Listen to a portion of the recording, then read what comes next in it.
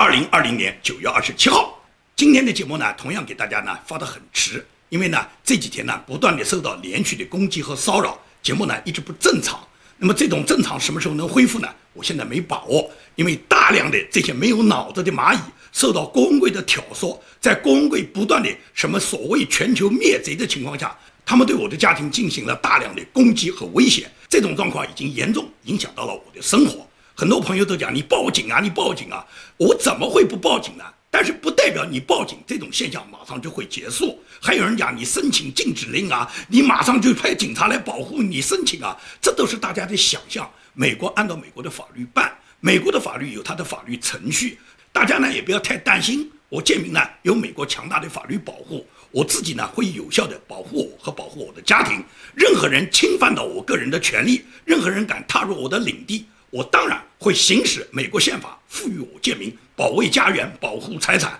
保护我家人生命的权利。那么今天节目呢，除了我要跟大家谈两个内容，一个呢是川普总统新任命的大法官，以及呢台湾一部分艺人呢要在中共的这个所谓国庆日，实际上就是中国人民的国殇日那天，要去高唱歌颂祖国。那么谈这两个专题之外呢，我会在我的节目最后一段明确地让大家了解郭文贵是如何通过视频对全球发布，去剿灭很多反共意识，他的真实目的和他所采取的这些行动对海外已经构成了哪些威胁。好，我们先谈我们今天节目正式的话题。我们今天的节目呢，仍然是从川普总统昨天提名的这个最高法院的女性大法官巴雷特说起。因为巴雷特被川普总统提名以后啊，在美国引起的政治风波很大。巴雷特法官究竟是个什么人呢？我在我以前的节目里面，在我第一次预测里面就预测到巴雷特呢被提名的可能性最大，也做了一点简单的介绍。但是我的这个介绍是不充分的，很多观众都想过细的了解一下巴雷特，那我就把我知道的巴雷特告诉大家。巴雷特大法官呢，今年48岁。2年前，他曾经被川普总统列为预备要提名联邦法院最高大法院的大法官的这个名单之上。在这个之前呢，在2017年呢，他被川普总统呢曾经任命为联邦上诉法院巡回法庭的高级法官。而在那一次呢，他是受到了民主党的参议员呢对他的多方刁难，在国会听证的时候呢，对他个人的政治观点呢，对他进行了百般挑剔。当然了，他闯过了参议院对他任命为巡回上诉法院法官的这一关。当时的视频呢，在网上有很多，有兴趣的朋友可以去看。因为这个视频呢，它内容很长，而且呢，它没有翻译成中文呢，我怕我的一部分听众呢听不懂，所以呢，我呢就不把它插到我的视频里面去。巴雷特大法官呢，他本人是一个虔诚的天主教徒，他本人也是法学博士，做过教授，当过联邦上诉法院的大法官。他本人的终身薪俸达到年薪26万。也就是作为一个40多岁的女性，已经有那么高的成就，有那么高的薪水，在美国她绝对已经是成功人士。她个人一直是坚守秉持了保守派的观点，维护的保守派的自由价值观。她本人在对待枪支啊、移民啊和堕胎这些问题上，完全就是保守党的理念。也就是他认为人人都可以拥枪，拥枪是每一个美国公民的自由，公民是用枪在保护的国家、保护的自由，所以他坚决支持拥枪。同时，他的移民政策也是要求美国的移民应当是合法移民，而不是非法移民。也就是你要移民，你要符合美国的移民政策，你按照美国的移民政策来，欢迎你加入到美国的大家庭。那么，同时在堕胎这个问题上，因为他是天主教徒，所以他强烈的反对堕胎，他希望珍惜生命。当然，这个珍惜生命也包括他反对死刑，他希望尊重死刑犯个人的生命，这是他个人的政治观点。那么他这种政治观点完全符合保守派的价值观。那么和自由派肯定就是相对立的了，也就是民主党就是相对立了。所以呢，民主党在2017年那时候，民主党呢还没有举行中期选举的时候呢，当时参议院的多数呢是民主党，所以民主党在调查审核巴雷特担任上诉法院高级法官的时候呢，对他呢有很多刁难，审查他的宗教信仰。那么最终巴雷特是经受得起这个考验以后，在2017年，在民主党占据参议院多数的情况下，仍然得到了任命。所以说呢，巴雷特实际上是两党呢最终都是共同承认的人物。那么巴雷特他虽然只有40几岁，但他本人呢有很多孩子，他们家里面是一个9人组合。所以说他在一段视频讲话里面，在昨天川普总统推荐他为大法官以后，他向在场的观众在玫瑰园里面向他们介绍了自己的家庭。他说他今天被总统提名，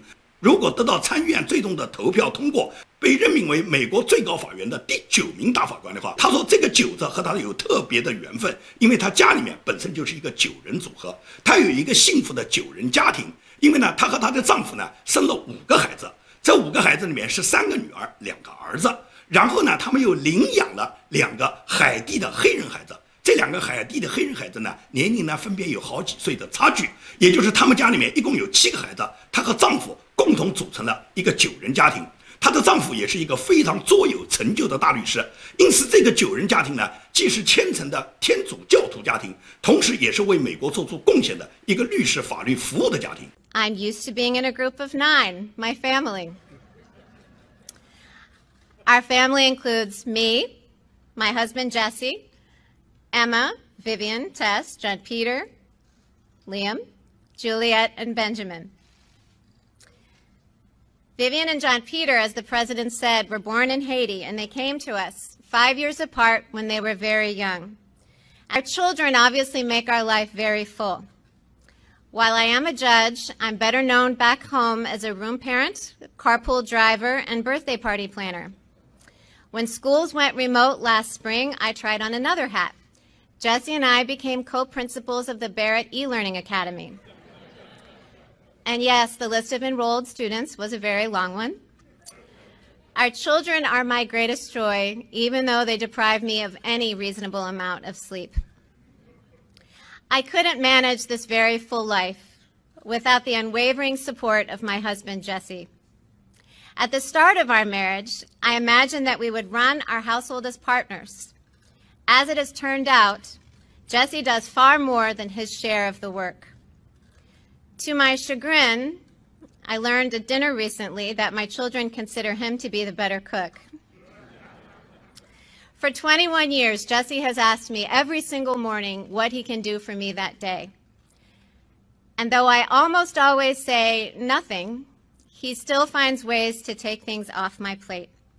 And that's not because he has a lot of free time. He has a busy law practice. It's because he is a superb and generous husband, and I am very fortunate.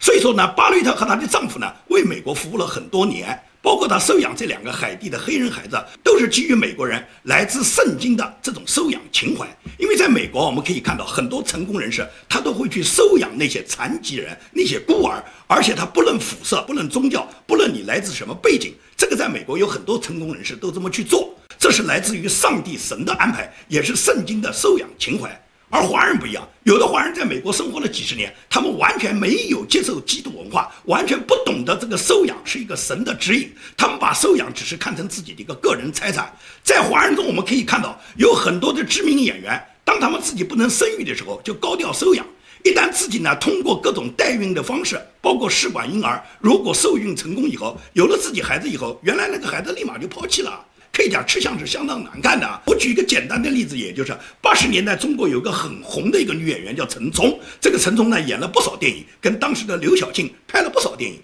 那么这个陈冲呢，在80年代还很年轻的时候呢，就到达了美国，到好莱坞呢学过一段戏。那么在好莱坞呢，也是一个不入流的三流的演员，但是对华人来讲呢，他影响力很大。这个陈冲呢，当时呢根本就不能生育，那么不能生育怎么办呢？他就收养过2个孩子。他收养2个孩子，就在外面高调宣传他有基督情怀，他收养了孩子。但是他收养孩子以后没有多长时间呢，他通过人工受孕的方法呢，他最终他自己怀孕了，也就是有了自己孩子。有了自己孩子，他马上就把他原来收养的那2个女孩就把他转送给别人了。所以说他把这个孩子根本没有当做自己的亲情来看，没有当做骨肉来看，他不过是作秀的一个工具。他们收养孩子不是因为他们自己父母和儿女建立了这种感情，而是把这个孩子当做一个道具炒作作秀给别人看的。这就是华人中知名的女演员陈冲，她就这么干的。所以陈冲这种价值观在美国肯定是不入流的，美国人是看不起的。这不是讲保守党看不起，自由派也看不起的。因为美国的保守党也好，自由党也好，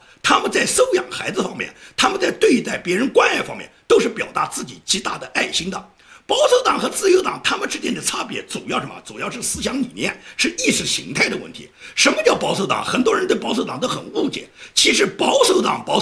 它这个保守就是保卫和守护。什么叫保卫和守护？保卫、守护，守护什么？保卫什么？保卫和守护都是神给人规定的行为规范，也就是延续了人们几千年来的道德文化传统，这是神在指引，这是保守派。那么很多坚持保守派的人，他显然都是遵循上帝的指引，然后恪守基督文化，同时呢弘扬基督文化的这种自由价值观，保守规则，保守他们的传统，然后遵循规则，按照法治的理念对国家对个人进行规范，这是保守派。那么自由派什么呢？自由派的定义就是所有新的东西我们就要摒弃传统去接受。你说自由派不好吧？自由派肯定好，但是自由派在弘上自由时候，他接受一切新的东西，新的东西我们一定要区分是精髓还是糟粕，而自由派他往往接受的未必都是精髓，有很多都是糟粕嘛。因为自由派的定义就是所有新的东西我们都要接受，那么接受会怎么样呢？也就是自由派、自由党在执政的时候，一切反传统的东西都会得到自由派的支持，甚至修改法律，让法律去保证，比方像把罪犯释放，比方像把警察局取消，把警察下岗，让吸毒合法，让吸食大麻合法，让12岁的女生就可以性交，让小偷偷950美元以下可以不起诉，让进大学可以按照他的种族比例，颜色越黑他进大学就越有优越性，而华人、亚裔只可以跟黑人的比例10:1，白人跟黑人的比例也是10:4。所以这一切制度的改变，它都是颠覆了传统的价值观，而这种传统价值观的颠覆，它实际上就是对人类过去曾经恪守过几千年的人类文化传统的摧毁。而这种摧毁之后，让人们的精神放纵以后，吸毒也是合法了，卖淫也是合法了，12岁女生也可以性交了，警察也下岗了，罪犯也放出来了，偷950美元以下也不犯法了。那这个社会用什么去保证呢？没有警察，没有法律，这个社会是不是要向无政府主义、向南非划边呢？向委内瑞拉、向共产党去划边呢？共产党还要强调它的专制体制，共产党还要强调有一定的规则，共产党还要给你规定各种规则，以后在这个规则之下，你一举一动都受共产党的规则管理。而美国可以放弃一切规则，能颠覆法律。那么民主党所号召的这种接受新思想，新思想里面我讲的是分精髓和糟粕。如果是精髓的，我们显然要接受，比方说互联网这些现代的科学、现代的人文肯定要接受。但是这种颠覆传统的，这种什么开放吸食大麻，可以吸毒不追究，可以任意盗窃950美元以下不起诉，可以让12岁的女生就去性交的这种行为，显然是不符合人类正义价值观的。自由虽然是可贵的，但自由是建立在传统道德价值基础上的，不可以是无度的。一旦是无度的，这种就是破坏人类的自由，这种破坏人类的自由就是一种魔鬼。好，我们谈我们今天的第二个话题。第二个话题也就是台湾啊，有2个艺人，一个艺人呢大家都熟悉的，一个叫张韶涵，一个叫欧阳娜娜。他们2个人呢，打算在今年呢10月1号，中共的所谓国庆，实际上是中国人民的国殇。要在这一天呢，他们到北京呢去演唱所谓我的祖国。你一个台湾人，你的祖国不是中华民国，是中华人民共和国吗？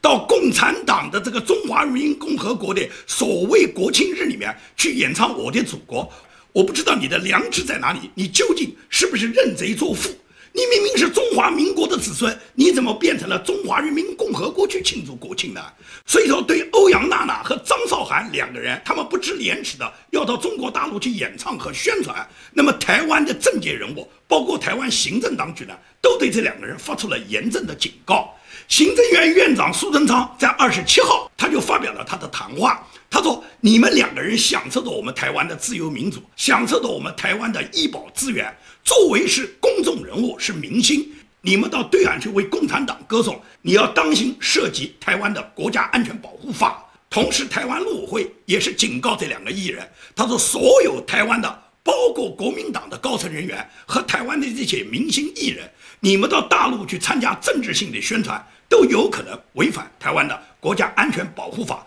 所以说，像你们这样的人，如果说是你们以身试法的话，最终要受到台湾法律的制裁的。”而民进党的立委叫陈廷飞，他的批评就直截了当了。他说这些人是自甘愿意为中共做宣传、做统战样板的台湾艺人呢，希望你们不要一边帮中共统战，说祖国呢怎么繁荣昌盛，说中华人民共和国怎么好，一边还要享受我们台湾的健保资源，一边还要利用台湾的民众，利用台湾民众的人气，为你们自己呢谋取你们自己个人的利益，同时你们又不断的配合中共以统战为名来伤害台湾人。陈廷飞就说，如果这些人那么热爱祖国，那么热爱中华人民共和国，你们就应该不要回台湾了，你们就住在中国大陆，你们根本不是台湾的儿女嘛。所以说对这两个艺人，他们自己不知廉耻的要到中国大陆去表演，要在中共所谓国庆的时候，实际上是中国人民国殇的那天，他们要去表演所谓歌唱祖国，歌唱中华人民共和国，实际上就是一种认贼作父，离经叛道。所以这两个人，台湾当局应当不允许他们再踏回台湾，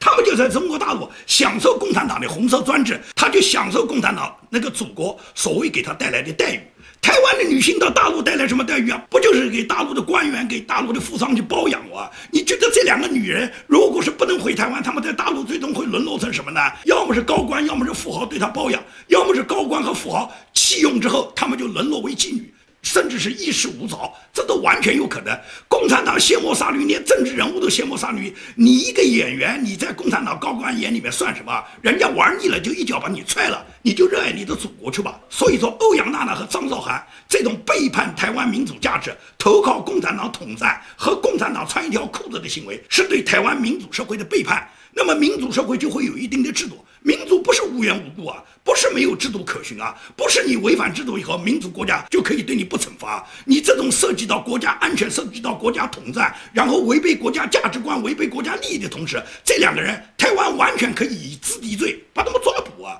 所以说，我觉得台湾行政当局现在已经引起了高度重视。目前来讲，台湾和美国的关系是非常好啊。美国不是嘴巴上打打口炮啊，美国是不断地派出高层访台，先是派卫生部长阿扎尔访台，这是1979年中华人民共和国和美国建交以来，台湾当时1979年中华民国跟美国断绝外交关系这么40多年来，美国派出的现任的最高级别的官员，也就是卫生部部长访问了台湾。那么阿扎尔访台，毫无疑问来讲，就刮起了一个世界上对台湾认可的一个旋风。随即，人家捷克的议长也访问了台湾，然后是美国更高层次的副国务卿克拉奇亲自访台。他访台亲自参加了前总统李登辉的葬礼，同时跟蔡英文总统有了密切深刻的交谈。这种密切深刻的交谈都为美国进一步高层和台湾的互访打开跟台湾关系建立了桥梁和纽带。而且美国的国防部门一再发出他们的军事警告，针对中共军机在克拉奇访问台湾期间不断地越过中线向台湾示威和挑战的同时，美国的军方人员发出了他们自己强烈的声音。这个强烈的声音不是仅仅发表一个什么外交上面的、国防上面的一个警告，而是美国很快就要驻军台湾。现在美国驻军的这个方案基本上已经确定，美国媒体已经有多家报道。虽然呢，现在美国军方没有向外面公布准确的资料，但是媒体已经引用美国军方和美国中央情报局 CIA 的官员呢，都已经透露过，美国准备在台湾驻军呢，也就至少是要驻军陆军呢，也就是地面部队5000名军人左右，同时呢，要加上美军要配备海军陆战队，加上海军、空军、太空军和其他附属的军方的后勤人员，总共呢，将在台湾驻军的总人数要达到5万人。也就是直接跟北约驻扎在欧洲的部队靠拢了，并且台湾不光是台湾本岛，包括金门、包括马祖、包括东沙岛都确定肯定要驻军，因为这是抗击共军的第一线嘛。同时，美军在台湾不同的港口都会选择他们的驻军基地，包括高雄、包括台东、包括新竹，都会有美军他驻扎的部队。所以说，美军完全无视中共所划定的所谓军事红线，对中共的所谓战略核武器对美国的威胁，美国人简直眼里面看也不看。你中共那个什么核武器，你生天生生看啊！第一，美国有能力控制你的核武器，在空中把你拦截；第二个，没轮到你去按那个核武器的那个导弹那个按钮的时候，你可能执行的人或者下命令的人已经给美国无人机斩首了。美国绝对有这个方案的嘛。所以说呢，美国对台湾预备驻军的这件事呢，一旦落实以后，毫无疑问来讲，整个台海，美国和中国它已经完全形成了一个对峙的军事态势。那么有美国在，台湾只要始终在美国的第一岛链上，台湾的安全是无忧的，美国一定会保护台湾的。那么中共敢不敢打？中共他敢打啊！中共在亡党亡国之前，中共马马上要死之前，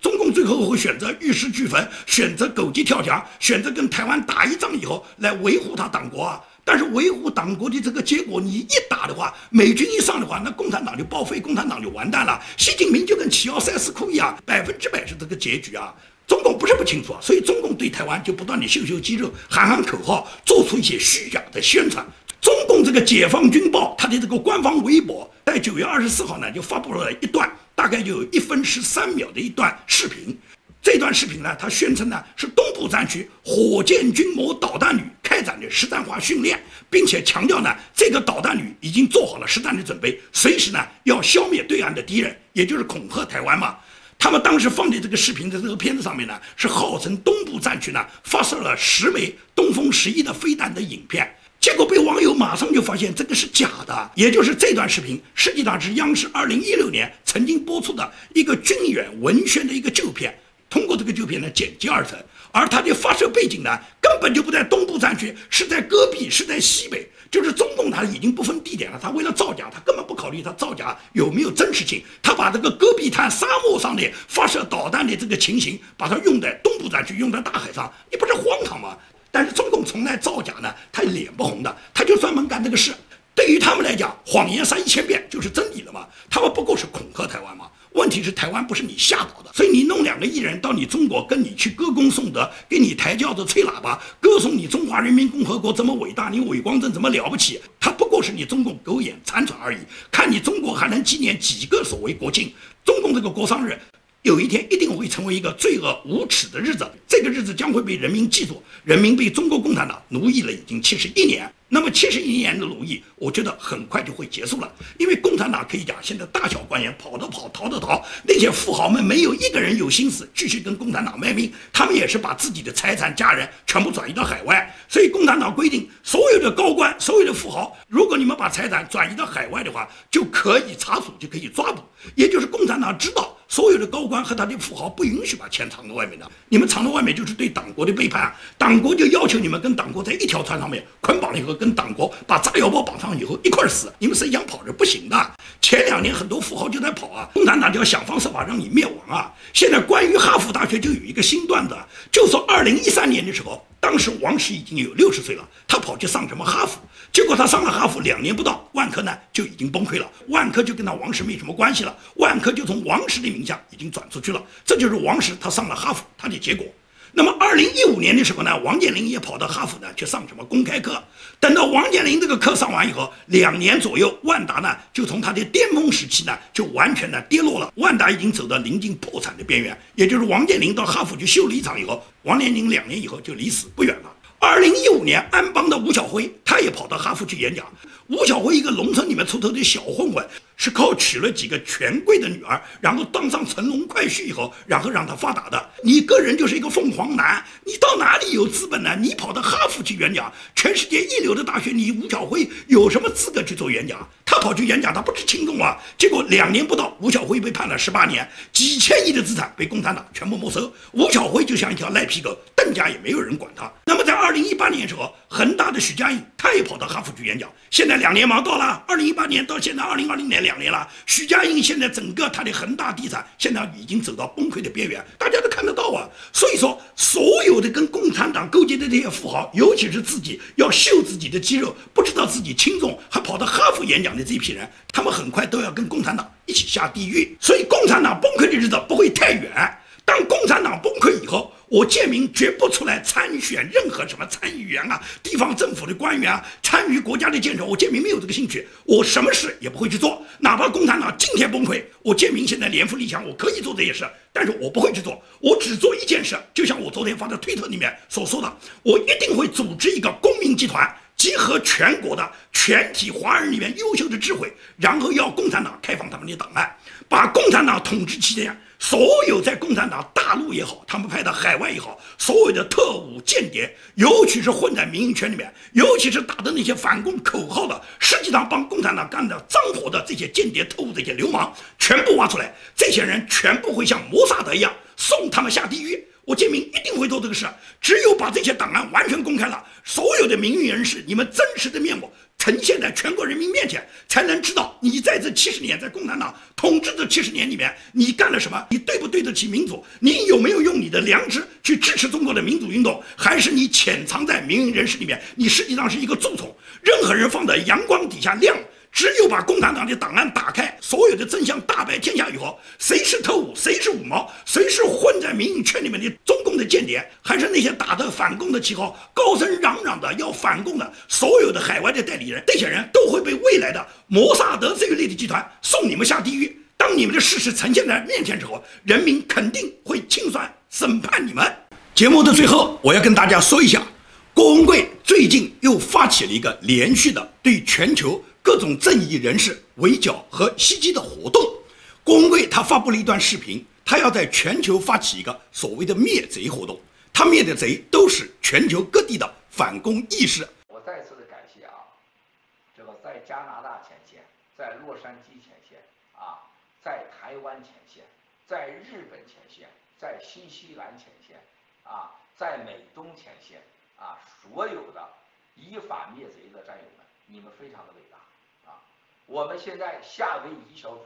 啊，亨利小哥马上要全面出击啊，全面出击。加拿大啊，将有新的一波啊，这个整个的依法灭贼的多面行动啊。加拿大这个灭贼多了，那个什么韩梅呀，是吧？还在那儿呢，还有几个渣子，还杨建毛啊，是吧？那都是非常非常坏的，多次上千次的生死威胁我啊，骂我们战友打几年之多。啊，打几年之多。那么日本的乡民，日本的鸭蛋啊，咸鸭蛋啊，你看这些畜生们是吧？台湾的陈文茜，还有台湾的几个坏蛋啊，陈文茜，对吧？夏威夷的豆豆啊，还有他的卢玉林这个大间谍、大特务，这个豆豆邪恶得很。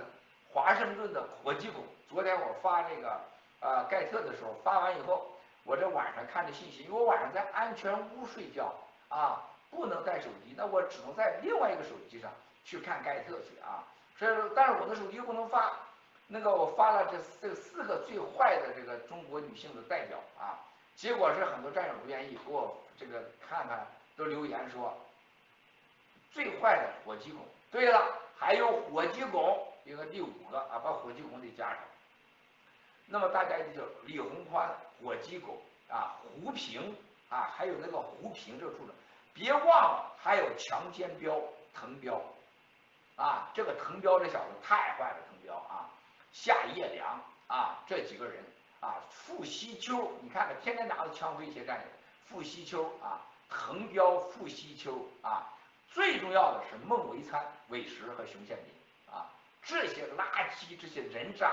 啊，你现在你看看盲流子吴建民，他个什么德行你都看见了。住着什么房子？这些人跟郭文贵究竟有多少过节？按照郭文贵讲，这么多年来，这些人都在砸他。这些人怎么砸？他和他之间有什么私人恩怨？我建明不清楚。至少说我吴建明从来没有砸过他，我也没有兴趣提到他。虽然他1年辱骂我多次，但是我自从2018年，就是那次他主动挑事，说全民公认是钓鱼，为他讲这个钓鱼的这个视频这段话。我呢，当时呢发布了我自己的一期节目，我对他进行了义正辞严的驳斥。这是2018年3月份的事，到现在已经2年半过去了。从那以后，我跟这个人没有任何交集，我从来不回应他的任何话。虽然他有时候辱骂我非常粗鲁，我呢个别时候偶尔呢回击他一下。但是呢，我从来没有那么多下流的语言去攻击他，随他怎么样，我不关心他。他爆料也好，他去灭贼也好，他拥共也好，他支持共产党也好，他跟共产党怎么勾结也好，这是他的事。他郭文贵做什么事，我从来不关心。但是他现在发起的这个活动，他派出大量的人员对我家里面的生活进行了干扰，导致我个人的生活和我的家庭受到了威胁。那么很多朋友都问有没有报警，有没有报 FBI， 我已经明确跟大家讲，美国是法治社会，我一定会报，按照美国的法律制度来处理。我们依靠美国的法治，我们相信美国的法治。郭文贵呢，他就是嘴狠，他在全球发起，要很多蚂蚁呢给他做炮灰。郭文贵，你为什么不敢亲自去灭一个贼呢？你在纽约纽约任何一个你指名道姓的贼，你灭过吗？你敢不敢到加州到我吴建民面前来呢？咱俩就面对面。你如果不怕以身试法，触犯美国的法律，那我可以跟你面对面，我陪着你。你公会敢试一试吗？你只敢挑唆那些蚂蚁们上，这些蚂蚁们实际上很可怜。我跟任何一个蚂蚁没有过节啊，所有来围攻我家的这些人，我全部不认识，在网上也没有任何交集，我也从来没对这些人对我各种辱骂的言论给过一个字的回应。他们任何人在推特上面或者在我的视频底下辱骂的话，我就是拉黑了事。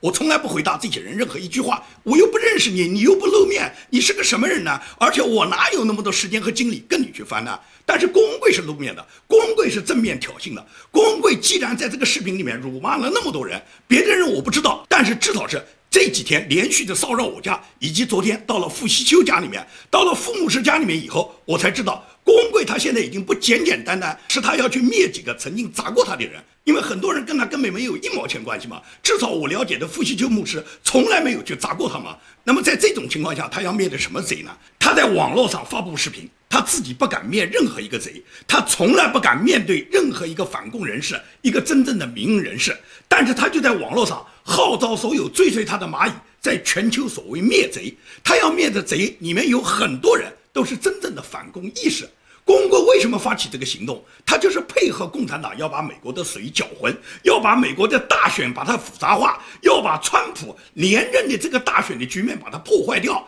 他实际上就是跟共产党的一种勾兑。他嘴巴上高声喊叫做他在灭共，他在打击共产党，他在反共，反共美国共产党的这些大使馆、共产党的代理机构、共产党的新闻机构、共产党的大小贪官、情人二奶多了去了。你郭文贵灭过一个吗？3年多来，你看到郭文贵率领过所谓他的那些蚂蚁们，在全球灭过哪个共产党的高官？灭过哪个共产党包养的那些女星、那些二奶、那些情人？灭过哪个共产党在海外拥有资产，然后把国库盗光的那些真正的盗国贼啊？郭文贵打击过一个吗？他不敢打击共产党，他是跟共产党勾兑，他是帮助共产党去打击那些真正的民主意识。他知道这些民营人士无权无势，这些人都是弱势群体，在民主国家也不过是秉持着美国的自由价值观，秉持着美国的言论自由，可以为反共发出自己的声音，可以为中国那些还深受共产党专制那10几亿不敢发声的人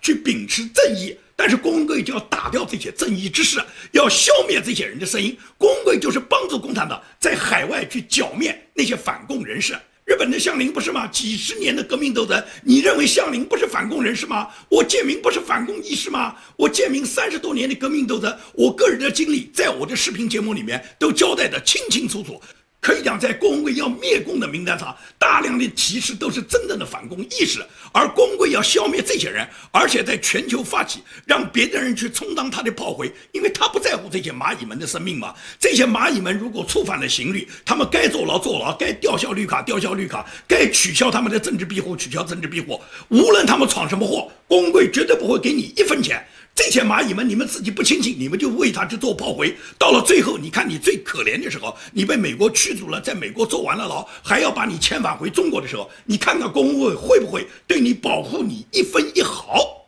共产党在海外的贪官，尤其在美国、加拿大、澳大利亚有的是。郭文贵灭过一个吗？为什么共产党这些明摆的这些官员，你不敢率领着你的蚂蚁以反共的名义去消灭他们啊？因为这些蚂蚁们知道共产党厉害啊，家人在国内就被共产党抓捕了，他们不敢碰强权啊，他们只敢欺负那些无权无势的民主人士啊。中共的大使馆在海外哪一个大城市没有领事馆啊？你们包围过大使馆吗？你们消灭过共产党一个领事，消灭过共产党一个总领事，消灭过共产党一个大使吗？那些大使夫人、大使的儿子，共产党的外交部的新闻发言人耿爽就是联合国的副代表，每天就住在纽约，他的儿子每天就在纽约的学校上学。你去灭过吗？你把耿爽灭掉吗？你把耿爽的儿子灭掉吗？你灭一次包围一次耿爽，包围一次耿爽的儿子。华春莹的孩子在旧金山上学，你灭过华春莹吗？你来吗？你试一试嘛。你说你反共，你就拿出点实际的成绩嘛。华春莹、耿爽他们在美国都有房子，都有儿女。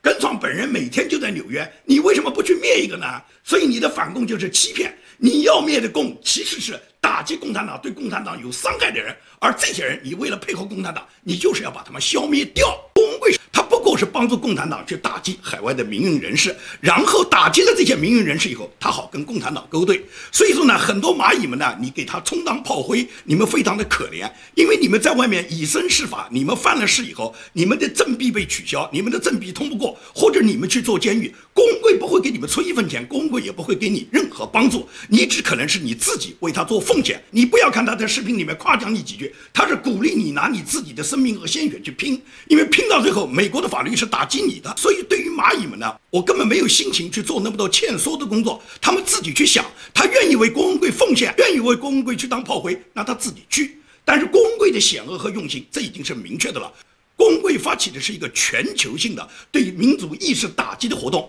这个活动已经引起美国高层的高度重视，也引起美国媒体的重视。同时，美国的联邦政府、联邦调查局，也就是 FBI 和当地的法院都接到很多报案。那么911任何一个被骚扰的人，肯定911第一时间会派出警力出警的。所以这个网上呢都有视频和照片，我在这里呢不多占用大家的时间，我就告诉大家，大家要明确认识到，这绝不简简单单是孤立的行动，这是一个全球性的、有针对性的，针对民主异议人士进行打击的。包括向林嘛，向林过去一直是支持郭文贵，做了大量的工作嘛。到了2018年他们翻脸了以后，然后他就不断地羞辱人家向林嘛。向林是一个从事了民运斗争几十年的革命志士，我对向林相当了解嘛。所以像向林这样的人都被他辱骂，都被他号召要用蚂蚁去攻击人家向林，你就足以可以看出他真正的险恶用心在哪里。好，我呢不多讲，我呢想讲多了以后耽误大家的时间，也影响大家的心情。这也是为什么我这几天我连续告诫自己不要受干扰，做好你的工作。他们就希望打掉我的节目嘛，所以说我就认认真真做好每天我该发的节目，不受他们的干扰。尽管他们每天都派出大量的人员在我门口骚扰，在我门口叫嚷。但是呢，他们很聪明，他们会利用加州的法律，他们没有敢触犯法律一步，他不会走入你的私人领地嘛，他知道走入私人领地可能有很大的代价嘛，那么他在公共场地去叫嚷，那么警察到了以后，警察只能是劝他们，让他们遵守规则，就这样吧。但是呢，这些蚂蚁们，他们最终如果他们付出代价，或者如果他们哪一个人敢以身试法，付出代价以后，公会是不会管他们的，所以蚂蚁们的下场最终是很可怜的。这就跟中共的那些五毛一样嘛，五毛总是现身的，而到最后五毛到哪里都是被人讨厌的，共产党更是对五毛在他眼里面连狗都不如的。所以说呢，你甘心为工会做炮灰，你最终就是这个结果和下场。好，今天的节目呢就跟大家说到这里，谢谢大家。